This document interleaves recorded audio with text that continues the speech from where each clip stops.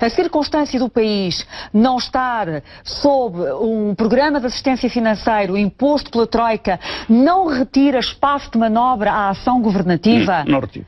Independentemente dos protagonistas? Se retira a ação... Sim, independentemente dos protagonistas. Claro que condiciona. Mas aí há um pequeno vício de raciocínio, se me permite. É que é mais tecnocrata ou menos tecnocrata. Mas o Ministro das Finanças é só tecnocrata. É só tecnocrata. Percebe? E tem uma grande crença ideológica de que reduzindo o déficit, por um sistema mais ou menos automático, a economia continuará, começará a crescer. O que não é verdade. A história do IVA dos restaurantes é um índice decisivo para se perceber. Sim, mas há outras questões, repare.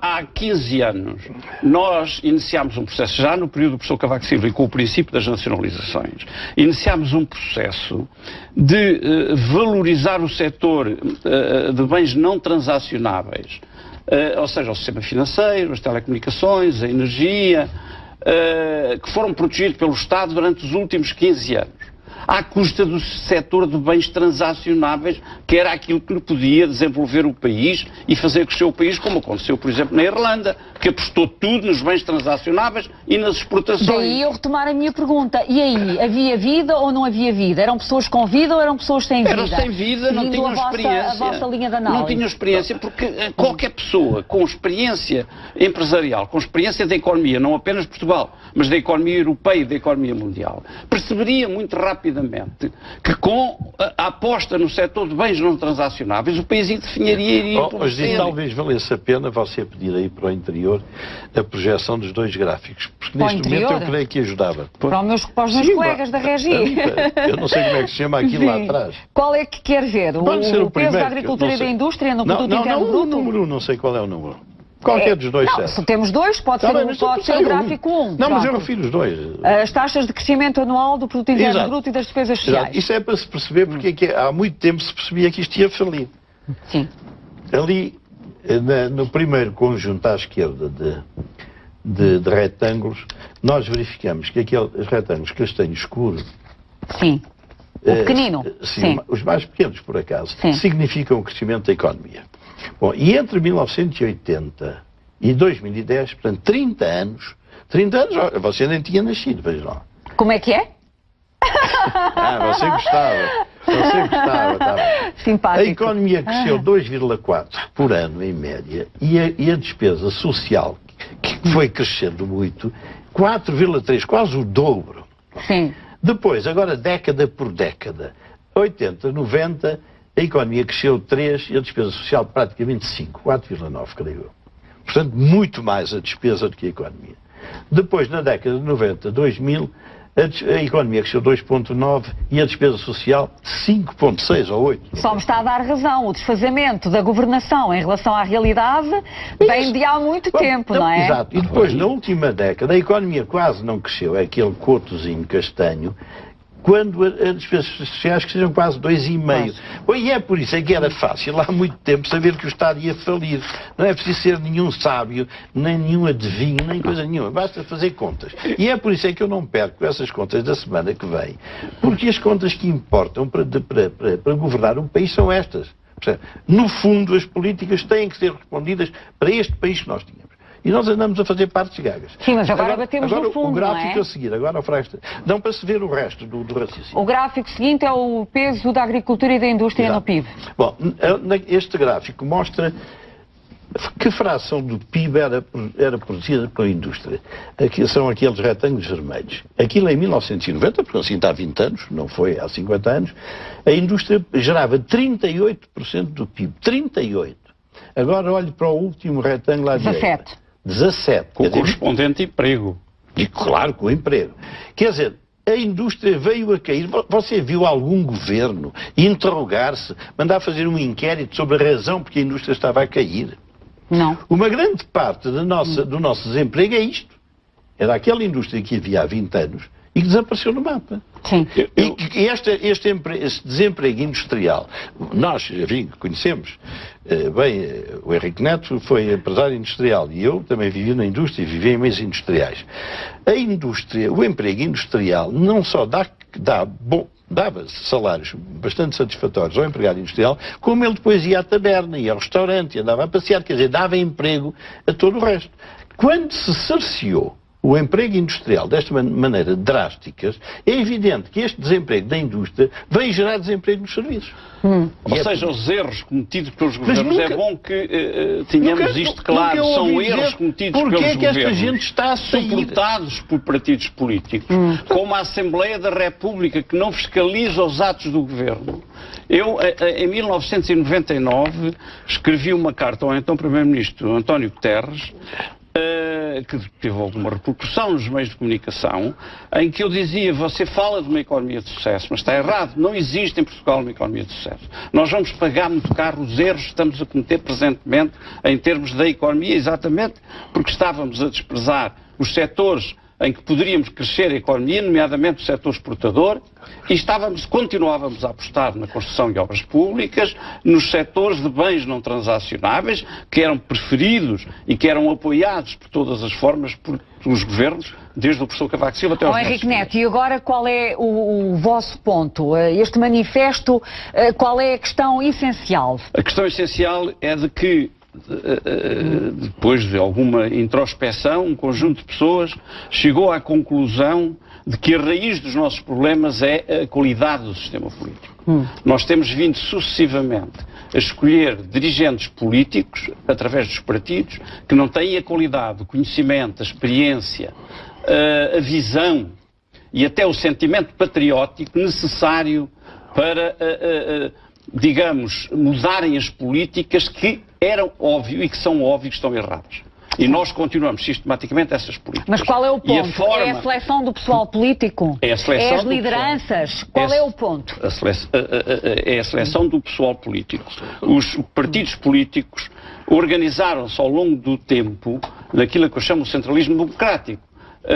Os líderes escolhem os seus seguidores e os seus seguidores seguidamente escolhem os líderes através de pequenos grupos, pequenas elites dentro do partido, e fazem perpetuar no poder, digamos, sempre os mesmos ou os amigos dos mesmos, para não perderem as suas posições no aparelho de Estado, nas empresas públicas, na Assembleia da República, nas autarquias. Vulgarmente se designa as clientelas partidárias. As clientelas partidárias. E essas clientelas têm vindo a perder qualidade, diz-se com naturalidade, a qualidade do pessoal político a seguir à Revolução era muito superior. Pois é.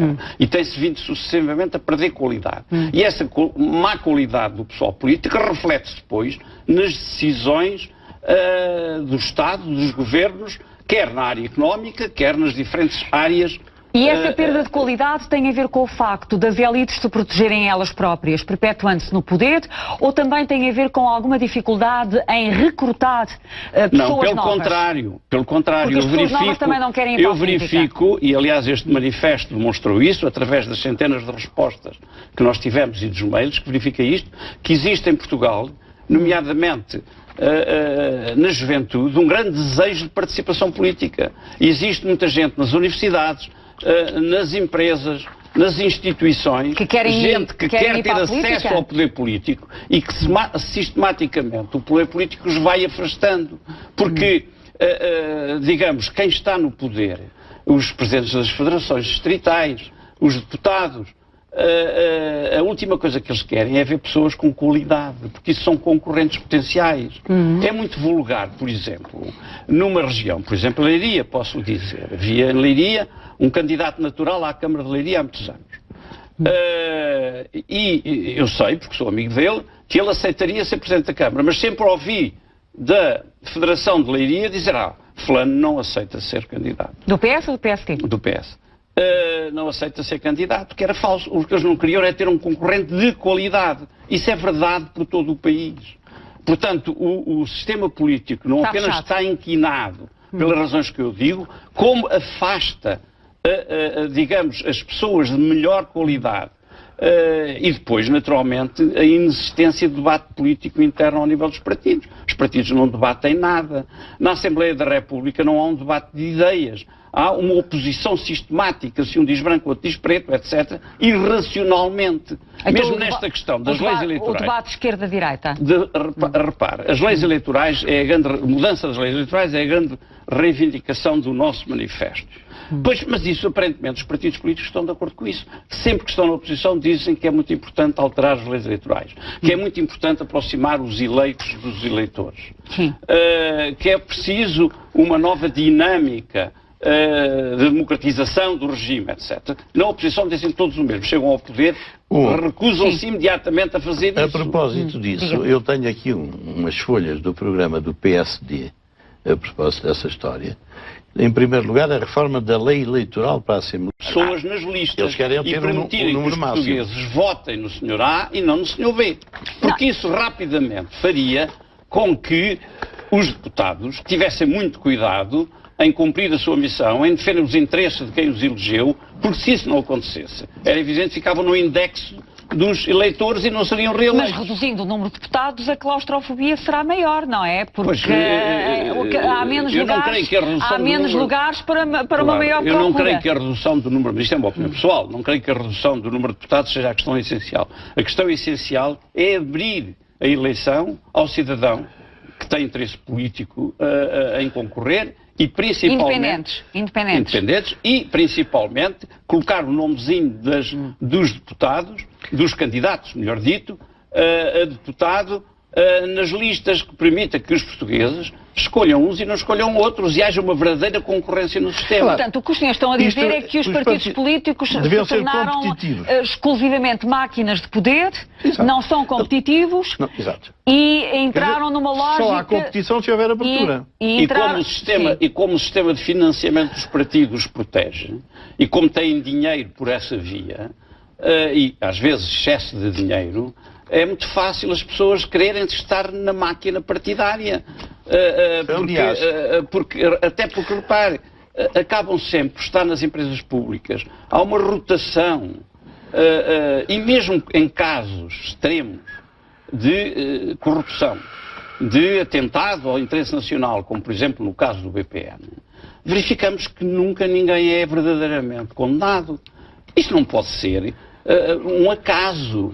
Condenar o sistema, apenas a justiça por isso, provavelmente condena-se com razão, mas não basta. Mas a justiça não tem independência do poder político? Tem. Nada é independente verdadeiramente, pode ser parcialmente independente, mas a totalidade da independência não existe. Acha que isso não existe? Que não existe. E é evidente que os partidos protegem os seus e protegem-nos até às últimas consequências. E influenciam as magistraturas, Henrique Neto? Acha que sim?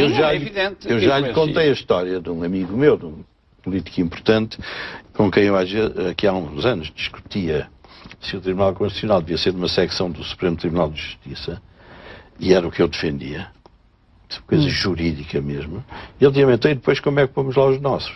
Claro. Isto é óbvio. E este manifesto e um artigo que o deputado Rui Tavares, o deputado europeu Rui Tavares, são duas frases confrangedoras. Vocês, no vosso manifesto, dizem que o que é preciso é ter um emprego garantido, conseguido por anos de subserviência às direções partidárias. Dizem vocês. E o deputado Rui Tavares diz que, enfim, não podem dizer nada, não podem cair no desfavor do chefe e perder o lugarzinho elegível nas próximas eleições. Aliás, o Rui Tavares é a demonstração viva disso. Ele tem tanta probabilidade de vir a ser eleito ao Parlamento Europeu como eu tenho a probabilidade de jogar futebol na próxima geração.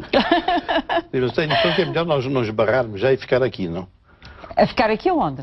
Quer dizer, andar para diante. Claro, está bem, mas o que os senhores estão a dizer, é o fim do sistema de partidos. É que você sabe que eu sigo o manifesto. E você não segue o relógio. Não, sigo. O manifesto não condena os partidos como tal. É porque os partidos estão a essência da democracia, portanto, não é? Uma das essências da democracia. Partidos, nem queremos, digamos, a exclusão dos partidos da vida política. Queremos é que os partidos mudem. E pensamos que para os partidos mudarem, é necessário concorrência dentro do sistema. Sim. É necessário que eles não deem, que digamos, as elites partidárias, e a palavra elite aqui provavelmente não é a palavra mais adequada, mas enfim, o pessoal partidário, o pessoal político que está nos partidos, tenha concorrência do exterior. e haja uma relação direta entre os eleitores e os eleitos. E mais debate político, evidentemente. Então vamos lá ver, Dr. Medina Carreira, quais são então as medidas indispensáveis segundo este movimento? Este movimento quer é uma solução que há muitos anos